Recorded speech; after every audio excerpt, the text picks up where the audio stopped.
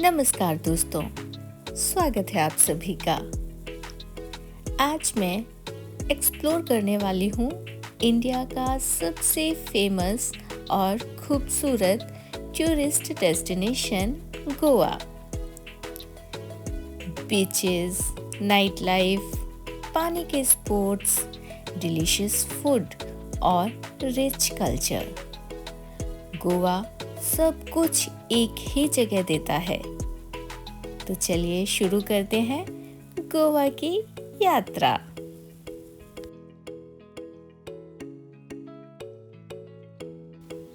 गोवा भारत के western coast पर Arabian सी के किनारे स्थित है। यह एक छोटा सा राज्य है जिसका हर कोना ब्यूटीफुल और टूरिस्ट फ्रेंडली है।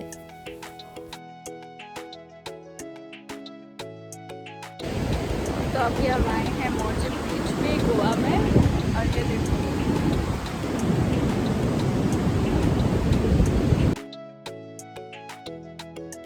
अगर आप अपने गोवा ट्रिप को यादगार बनाना चाहते हैं तो मॉर्जिन बीच ज़रूर जाएं। नॉर्थ गोवा का मॉर्जिन बीच दूसरे फेमस बीच जैसे कि बागा, आरंबोल, वेगेटर, वारसा और कोलवा से काफ़ी अलग और बहुत ही खूबसूरत है। इसे टर्टल बीच के नाम से भी जाना जाता है। आसपास के हरे पेड़ और बीच पर फैली सफ़ेद रेत इस जगह को और भी ज़्यादा खूबसूरत बनाते हैं। यहाँ लोकल से ज़्यादा विदेशी सैलानियों की भीड़ देखने को मिलती है, जो यहाँ खास तौर से सनबाथ और स्विमिंग के लिए आते हैं, और इसी वजह से इसे लिटिल रशिया का नाम दिया गया है।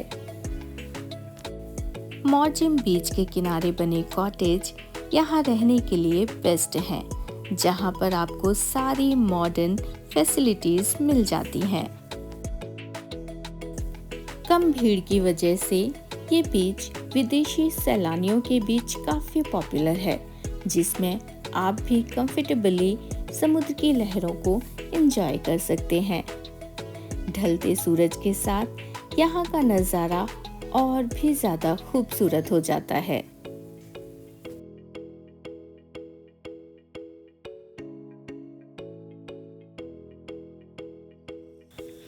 तो हमने अपने इस खूबसूरत सफ़र की शुरुआत की करीब 5:30 बजे से। हैदराबाद से गोवा की दूरी अप्रॉक्सीमेटली 700 से 750 किलोमीटर है, डिपेंडिंग ऑन रोड कंडीशंस। वैसे तो रोड्स की कंडीशन अच्छी ही है, लेकिन महाराष्ट्र में कहीं कहीं रोड्स की कंडीशन उतनी अच्छी नहीं है, और फिर घाट रोड भी है। अगर आप समंदर और पहाड़ों का मज़ा एक साथ लेना चाहते हैं तो हैदराबाद से गोवा तक रोड ट्रिप ज़रूर करें और पहाड़ी रास्तों और समंदर का मज़ा एक साथ लें। देखिए सामने कितना खूबसूरत नज़ारा है। वो तो हमें रात हो गई थी, नहीं तो दिन में ये नज़ारा और भी सुंदर लगता। अंबोली घाट होते हुए हम पहुंच रहे थे गोवा। अंबोली घाट जो अपनी हरियाली, मिष्टी पहाड़ियों और झरनों के लिए बहुत प्रसिद्ध है। यहाँ का मौसम ठंडा और सुहावना रहता है। बारिश के मौसम में यहाँ की हरियाली और झरने बिल्कुल सपनों जैसे लगते हैं। घुमावदार पहाड़ी रास्ते ड्राइविंग के लिए बेहद रोमांचक हैं। यहाँ का हर नज़ारा आपको मंत्रमुग्ध कर देगा। अंबोली घाट की खूबसूरती का आनंद लेने के बाद हम आगे बढ़ते हैं गोवा की ओर। अगर आप हैदराबाद से गोवा अंबोली घाट से होते हुए जाना चाहते हैं तो सबसे पहले आप हैदराबाद से सोलापुर, सोलापुर से बेलगाम, बेलगाम से आंबोली घाट, उसके बाद सावंतवाड़ी और फिर आप गोवा पहुंच सकते हैं। तो आप लोग मानकर चलिए 11 से 15 घंटे भी लग सकते हैं बाय रोड, यानी कि हैदराबाद से गोवा तक। अगर आप बाय फ्लाइट यानी बाय एयर आना चाहते हैं तो गोवा में 2 एयरपोर्ट हैं, डाबोलिम एयरपोर्ट और मनोहर इंटरनेशनल एयरपोर्ट। तो आप अपने शहर से बाय एयर डायरेक्ट गोवा पहुंच सकते हैं।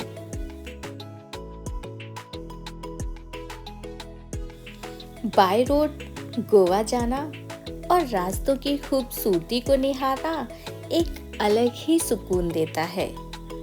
आप समुद्र और पहाड़ी रास्ते का आनंद एक साथ ले सकते हैं।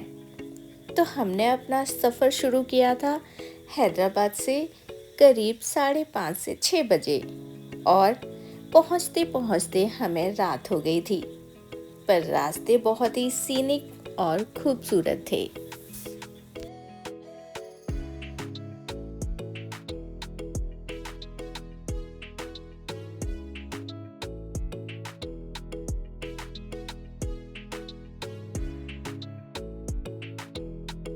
बहुत ही सुंदर व्यू है जहाँ पर हम लोग गए हैं।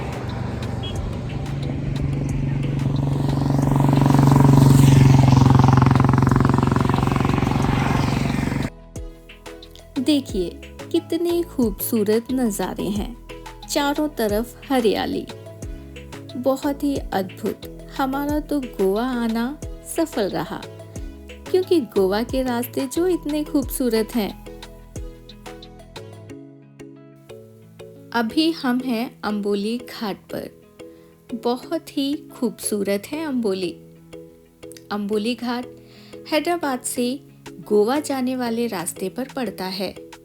तो आप यहाँ पर स्टे करके अंबोली घूमकर गोवा पहुँच सकते हैं, नहीं तो रिटर्न में भी अंबोली आ सकते हैं।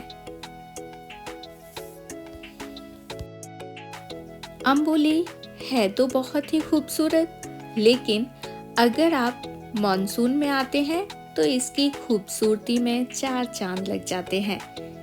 लेकिन इस बार तो अक्टूबर के महीने में भी बारिश हो रही थी, तो यहाँ के दृश्य बहुत ही खूबसूरत थे।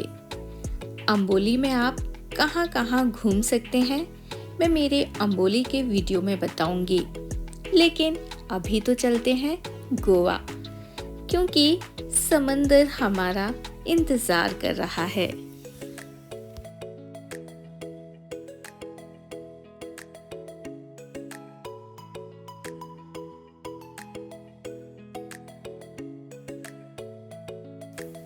यहाँ से आपको राइट टर्न ले लेना है। इसके साथ ही अभी हम पहुँच गए हैं सिंधुदुर्ग जिले में।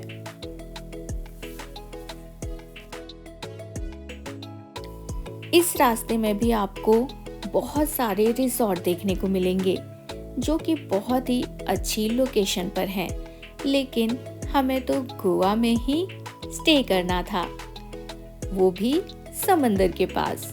तो हम प्री बुकिंग करके ही गए थे। मैं आपको अपना रिजॉर्ट भी दिखाऊंगी, जो कि समंदर के बिल्कुल नज़दीक था। पहुंचते पहुंचते हमें काफ़ी रात हो गई थी, तो चलो एक बार देख लेते हैं कि हमारा रिजॉर्ट है कैसा। तो देखिए सामने ये रूम है, जो कि बहुत ही खूबसूरत है, बहुत ही सुंदर है। सफाई है, क्लीनिंग है, ऐसा कुछ भी नहीं है कि हमें इसमें कमी दिखे। मुझे तो बहुत अच्छा लगा ये रिजॉर्ट।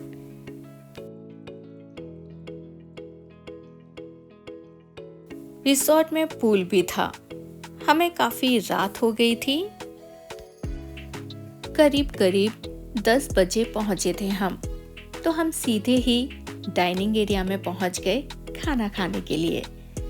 हमने प्री बुक किया था ये रिजॉर्ट, साथ में हमने ब्रेकफास्ट और डिनर भी ऐड किया था, जो कि बहुत ज़रूरी है, क्योंकि गोवा में फूड थोड़ा महंगा ही है। लेकिन क्या करें, हम तो आए हैं घूमने, तो हम तो खाएंगे ही। तो हमने गोवा का लोकल फूड भी एंजॉय किया है। मिर्ची कम है इसमें।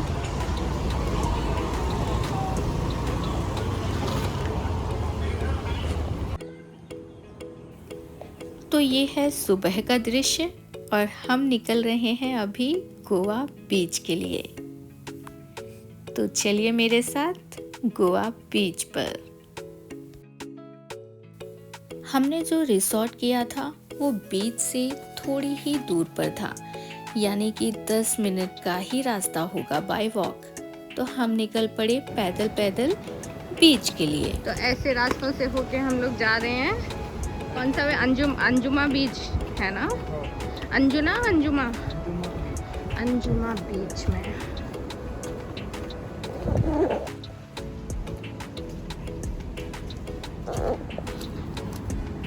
रात में ही बारिश हुई है ना? रात में बहुत बारिश हुई थी।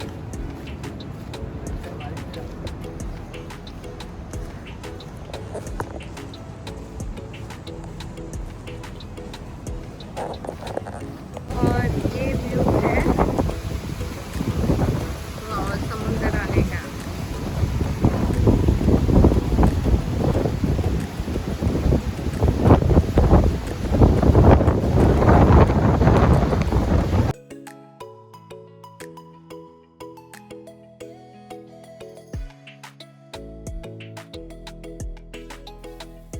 ये बीच फेमस है अपनी वाटर एक्टिविटीज़ के लिए।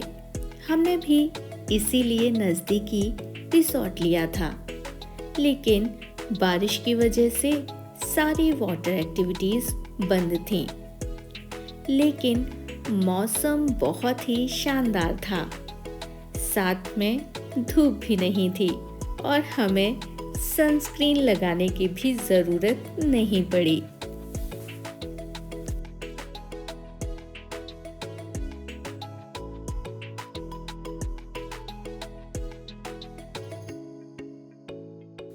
अंजुना बीच सिर्फ आराम करने और धूप सेंकने की जगह नहीं है।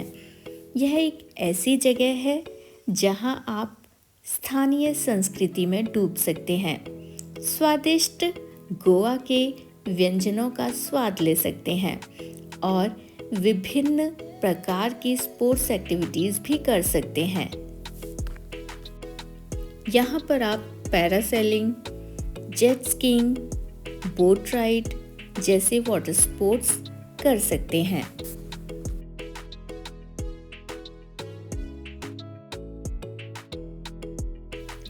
अंजुना बीच अपनी नाइट लाइफ के लिए फेमस है। इस बीच पर कई क्लब और झोपड़ियां हैं जहां पार्टीज और लाइव म्यूजिक के प्रोग्राम होते हैं।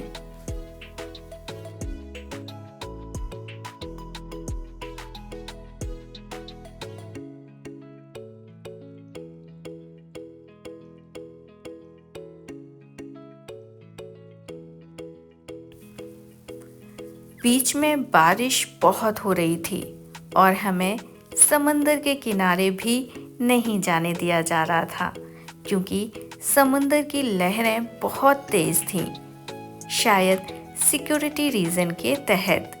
तो हम आ गए अपने रिसॉर्ट में और हमने स्विमिंग पूल में काफ़ी एंजॉय किया।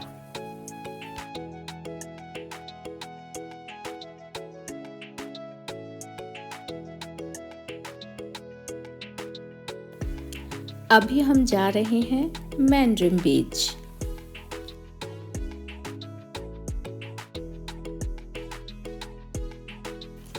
गोवा में आपको हर तरह के बीच मिलेंगे।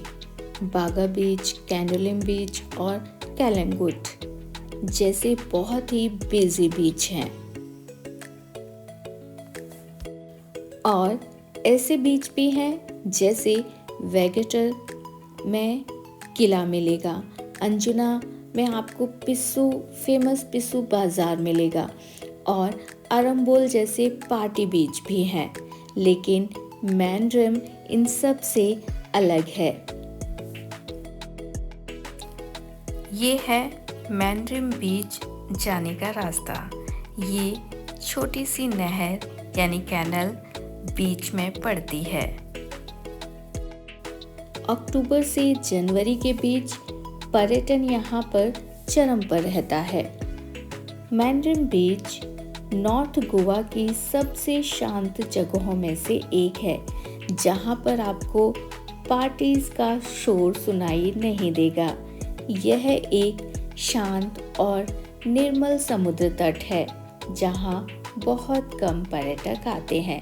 यहाँ आपको शांत माहौल मिलेगा, ज़्यादा भीड़ भाड़ नहीं होगी।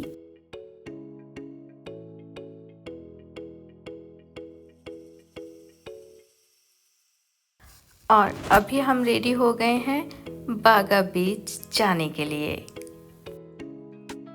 जो कि काफ़ी भीड़ भाड़ वाला बीच है। अभी तक हमने जो भी बीचेस गए और जो भी बीचेस देखे, वहाँ पर शांत माहौल था, ज़्यादा भीड़ भाड़ नहीं थी। लेकिन अभी हम जो बीच पर जा रहे हैं वो भीड़ भाड़ वाला बीच है। बागा बीच अपनी नाइट लाइफ, वाटर स्पोर्ट्स और बीच शेक के लिए पूरी दुनिया में मशहूर है। यहाँ का वाइब बिल्कुल एनर्जेटिक और कलरफुल होता है। यहाँ पर आप बहुत सारी वाटर स्पोर्ट्स एक्टिविटीज़ कर सकते हैं, जैसे parasailing, jet ski, banana ride, bumper ride और बोट राइड। क्योंकि यहाँ पे बारिश हो रही थी तो सारे वाटर स्पोर्ट्स एक्टिविटीज़ यहाँ पर भी बंद थे।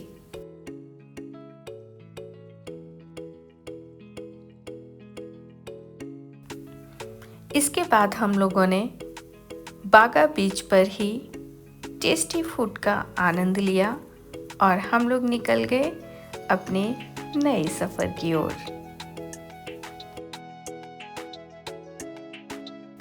गोवा पर लगभग 450 साल तक पोर्तुगीज राज रहा। इसका असर आज भी बिल्डिंग्स, चर्चेस, फूड और कल्चर में दिखाई देता है। गोवा में स्कूटी और बाइक्स रेंट पर मिलते हैं, जिन्हें आप 1 या 2 दिन किराए पर लेकर पूरा गोवा घूम सकते हैं। गोवा आने का सबसे अच्छा समय है अक्टूबर से जनवरी तक। हमने अपना टेस्टी ब्रेकफास्ट किया और निकल पड़े अपने दूसरे सफ़र की ओर। अभी हम जाने वाले थे कोल्हापुर और पंढरपुर। उसका भी वीडियो मैं ज़रूर अपलोड करूँगी। तो कैसा लगा हमारा ये सुहाना सफ़र हैदराबाद से गोवा तक का? आपके कमेंट्स और लाइक का इंतज़ार रहेगा।